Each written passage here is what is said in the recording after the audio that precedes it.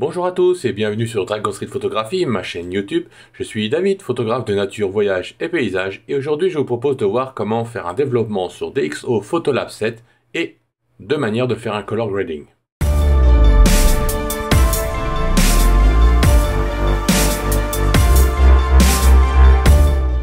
Tout d'abord, je vous invite sur mon blog boutique à dragonstreetphotographie.net sur lequel vous trouverez les formations On One Photo et Capture One en solde pour le moment, bien évidemment, ainsi que les outils d'Alexandro pour Capture One. Les derniers articles concernant les logiciels de développement et de retouche que j'utilise, ainsi que mon blog Nature et Voyage sur dragonstreetphotographie.eu avec les derniers articles correspondants. Vous avez aussi mes galeries en ligne sur dragonstreetphotographie.com.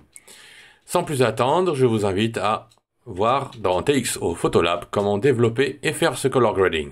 Nous voici donc dans l'onglet Phototech de Photolab 7 et nous allons passer tout de suite dans l'onglet Personnaliser. Comme vous pouvez le constater, il y a déjà eu quelques glissières d'édition activées. Et si je fais comparer, il y a déjà un petit peu plus de mordant, de piqué, de saturation, de contraste. En effet, depuis la dernière mise à jour, dans les réglages, nous avons une application automatique du style naturel. En fait, si vous souhaitez modifier ça, vous pouvez repasser au style DxO standard, ou alors passer sur correction optique DxO seul ou aucune correction. Voilà, et si vous mettez aucune correction, nous n'aurons plus de correction. Donc ce qui veut dire qu'en fait vous passerez exactement à cette vision-là quand on appuie sur comparer. Voilà, donc là de suite, pour gagner un petit peu de temps, l'édition est déjà un petit peu préparée. Donc le DxO Smart Lighting se place automatiquement.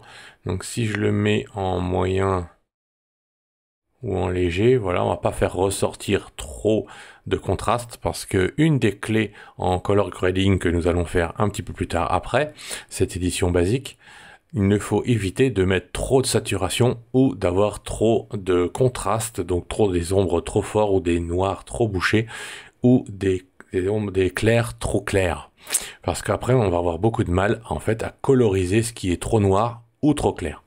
Donc ici notre Smart Lighting en mode léger, donc nous avons donc l'équivalent d'un niveau qui a été fait avec les points blancs, les points noirs et puis le point gris qui se fait automatiquement. Donc ça c'est le côté pratique du DxO Smart Lighting. Et dans les tonalités sélectives, est-ce que nous allons garder comme ceci? Oui, on n'a pas trop des ombres trop fermées. Et dans le DxO Clearview, nous avons donc un petit peu de piqué parce qu'il augmente un petit peu la netteté. Par contre, il augmente un petit peu la saturation. Et la saturation, par exemple, sur mon image, si je voulais la garder en couleur, c'est pas mal. Mais ici, le rouge est un petit peu violent. Donc, je vais le désactiver. Le contraste. On peut mettre un peu de micro-contraste automatique avec la baguette magique pour avoir un joli petit piqué et de la précision. Quand on regarde à 100%, on voit qu'on a des aberrations chromatiques. J'en ai pas mal ici là-haut aussi. Il va falloir qu'on règle ça. Mais sinon, on va peut-être réduire le contraste général comme ceci. Nous allons ensuite aller dans l'onglet couleurs. Nous allons laisser la balance des blancs comme ceci.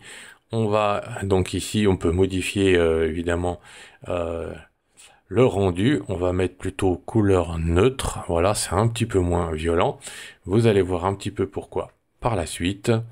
Et on va maintenant jouer un petit peu sur la saturation globale. Alors on va soit revenir à 0, puisqu'on a un petit peu 5 points de chaque côté avec le preset automatique qui est appliqué à l'ouverture. Et ici je pourrais, alors soit je descends un petit peu la vibrance, ou plutôt la saturation.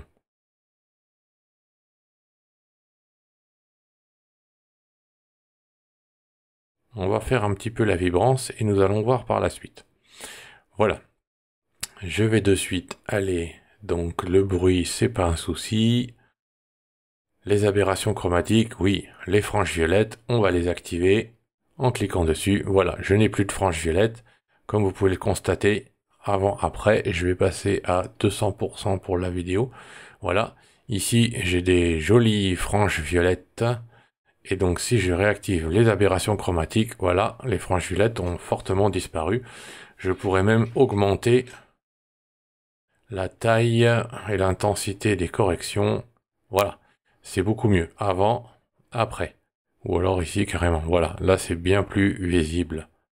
Donc j'avais des franges vertes dessus et violettes en dessous. Voilà. Ici c'est bon aussi. On en avait plein sur le lampadaire. Et nous en avions ici près de l'entrée. Mais ça c'est probablement pas des aberrations chromatiques. Voilà, on va repasser à une vue 50%. Et nous allons poursuivre notre développement de base. On a un masque netté. Voilà. Et puis, on va faire peut-être un petit réglage dans les perspectives. Hop. Voilà, avant, après. Ouais. C'est un petit peu fort. Est-ce que dans mes verticales... Oui, c'est mieux. Voilà. Donc, nous sommes pas mal dans les plans de base. Voyons maintenant ce color grading. Donc pour ce faire, nous n'avons pas d'outil dédié dans DxO Photolab et pour cela, nous allons utiliser l'outil courbe. Alors un des color grading les plus simples qui peut être intéressant pour débuter, ça peut être tout simplement de prendre le premier canot, comme ceci, et de créer un petit peu de contraste, comme cela. Et justement, le fait qu'il soit un petit peu différent, alors là on a une chance avec DxO, c'est qu'on voit les lignes qu'il y a en dessous. Donc du coup, on peut parfaitement superposer les petits S contrastes que l'on crée. Mais l'intérêt, c'est qu'en tant qu'humain, si on superpose pas parfaitement les lignes, on a déjà une petite teinte qui se forme. Voilà, comme vous pouvez le voir, c'est très léger. On voit avant-après, mais on a une petite teinte qui est légèrement plus verdâtre, par exemple dans les ombres ici. Voilà, donc on n'a pas tout à fait la même chose qu'au départ, et on a un petit côté teinté qui s'installe. Alors ça c'est un peu simple et basique, ça peut donner un petit peu de style à la photo, mais comme on a créé un S ici, donc si je reprends mon canal général, si je prends un S ici, vous voyez qu'on crée bien du contraste. Je clique sur réinitialiser pour réinitialiser juste le canal général, les autres n'étant pas réinitialisés. Pour tout réinitialiser, il faut utiliser tout réinitialiser ici. Voilà. Donc en fait, si on a trop de contraste déjà fait avec les glissières contrastes, donc là ici avec la version avancée, j'ai encore d'autres contrastes dessous. Si on a beaucoup trop de contraste, eh bien on va hyper trop contraster notre photo en utilisant les courbes. Donc c'est pour ça que ici par exemple, si je veux créer une teinte un petit peu plus forte, donc par exemple si je descends ici, que je supprime les rouges de mes ombres en bas, donc là c'est mes ombres ici, donc sur tous les canaux ce sont mes ombres ici, et en l'autre côté ce sont les clairs. Donc si je supprime les rouges, eh bien je vais créer du vert dans mes teintes. Donc je vais créer un peu du froid, vert, et ici je augmente les rouges, je vais créer une teinte un petit peu plus rouge dans mon ciel, dans mes hautes lumières, et donc dans mon ciel. Donc maintenant, en fait, si je augmente ce S dans chacune des courbes, je vais augmenter le contraste de mes couleurs. Donc là, ici, si je baisse le vert, je vais augmenter le magenta. Voilà. Et là, je remets du vert un petit peu dans mon ciel.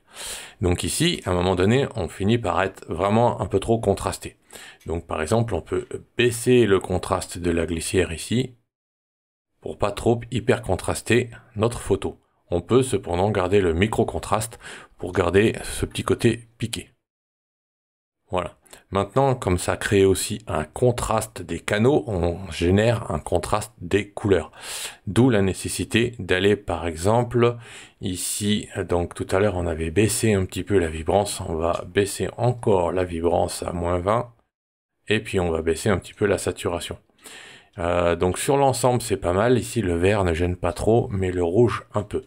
Donc ce que je vais faire, c'est que je vais prendre mon canot rouge et on va pouvoir baisser la saturation des rouges comme ceci.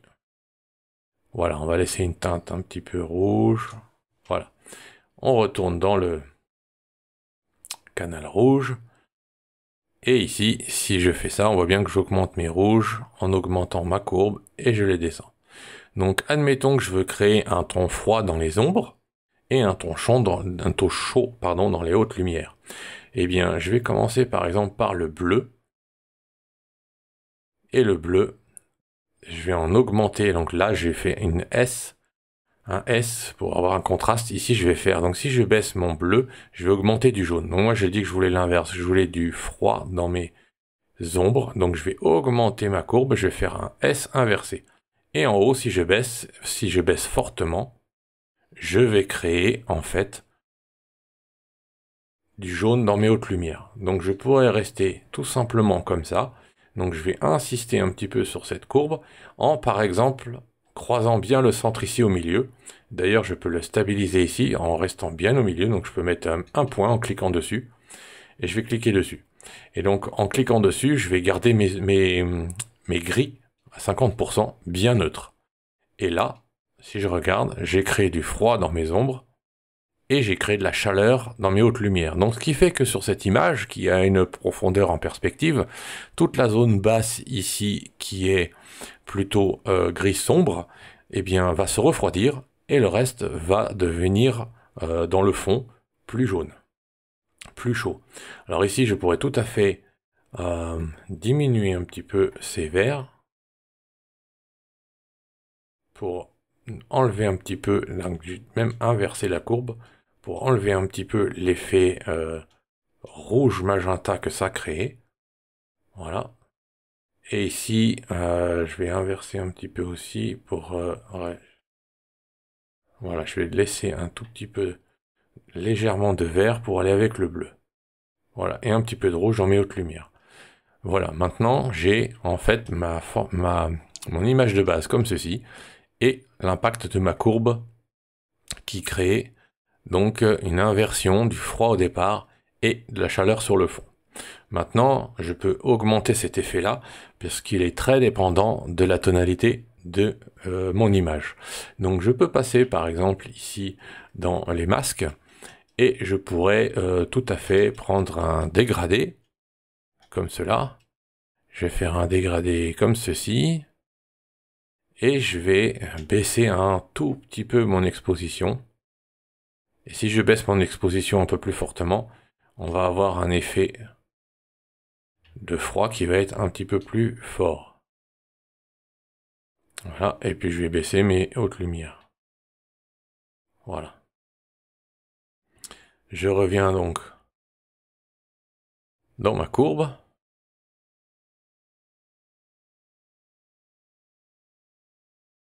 Et je vais pouvoir augmenter un peu mon bleu. Et je vais pouvoir créer un effet mat en allant dans ma courbe RVB. Et ici, je vais verrouiller le centre pour pas qu'elle se déplace. Parce qu'en fait, si je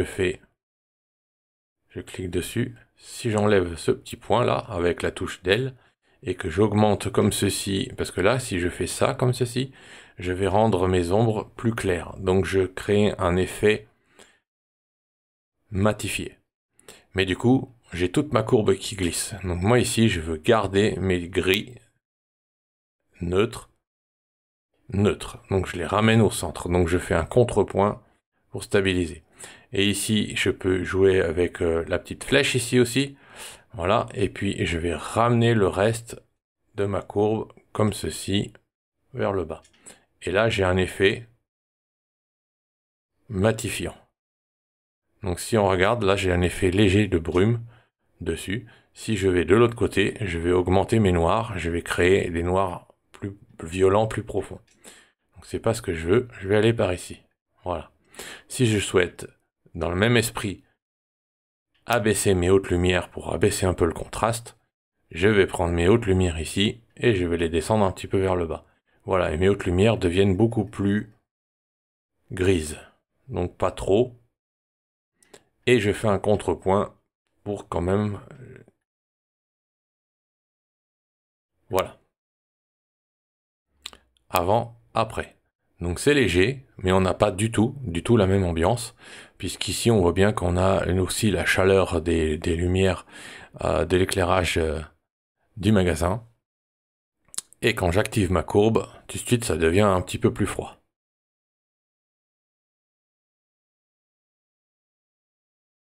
Voilà, et puis je peux baisser le vert de mes hautes lumières, le bleu,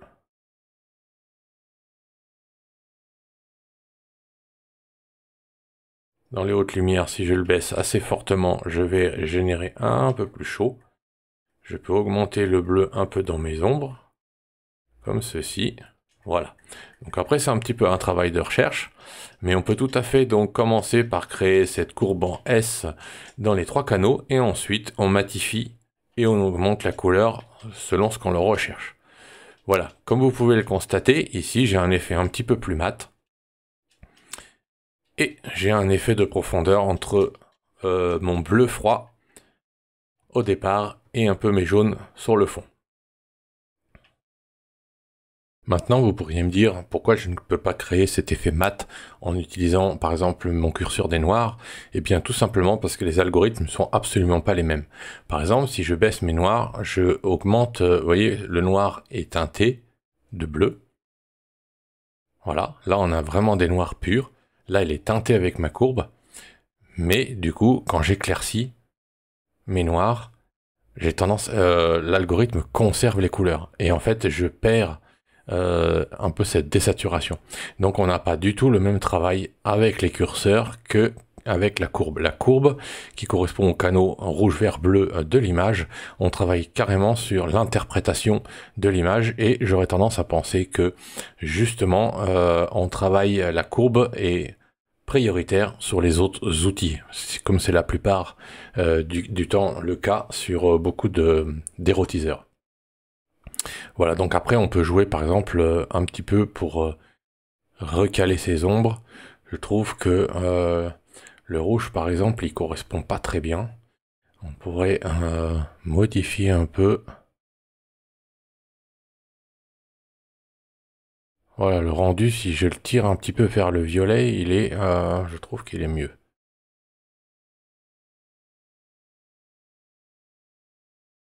Voilà, et on va le désaturer encore. Voilà, on va pas trop perturber. Ouais, c'est ça. Là, on est mieux ciblé dessus.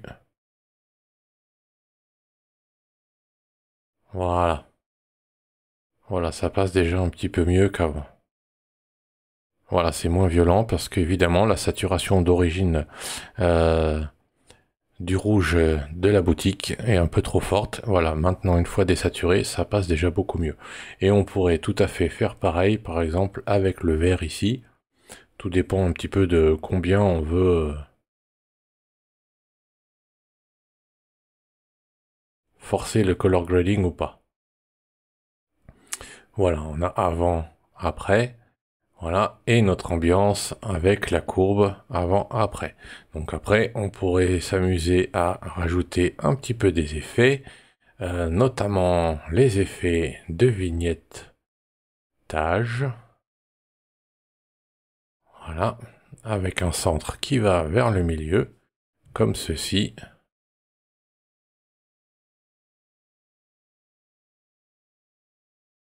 Voilà. Avant, après. Voilà, on a tout de suite un effet qui est beaucoup plus film. Donc il suffit de rajouter un peu de grain. Donc là, en fait, on a fait un petit peu le travail manuel de ce qu'on pourrait avoir en utilisant les rendus ici avec les films. On peut tout à fait partir d'un film et ensuite faire ce même travail de color grading à travers la courbe et donc avoir une intensité ou un effet basé sur les films qu'on a personnalisé par la suite, comme nous venons de le faire. Voilà, j'ai ajouté un petit vignettage et ensuite j'ai rajouté un petit peu de grain de film pour donner un petit peu plus d'effet film à l'image. Et si on regarde avant-après, on a une désaturation, une teinte du film, un grain, basé sur l'AGFA Ultra Color 100, film négatif, couleur, avec une personnalisation directe. Donc on pourrait désaturer un petit peu ces zones-là, et ça, comme c'est local, on pourrait très bien le faire ici avec le pinceau. Alors, on va faire un petit tour au pinceau comme ceci. Voilà. Et on va désaturer cela. Voilà, pour pas que ça ressorte trop violemment. Sinon, c'est plutôt distrayant. Voilà, et on pourrait tout à fait faire un petit peu de dodge and burn comme ceci.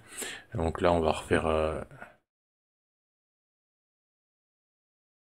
hop.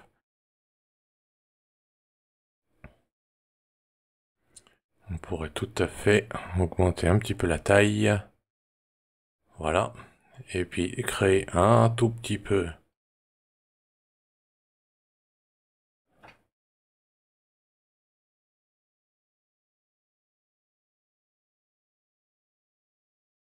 Encore de profondeur et styliser un petit peu cette zone-là en augmentant un tout petit peu la lumière.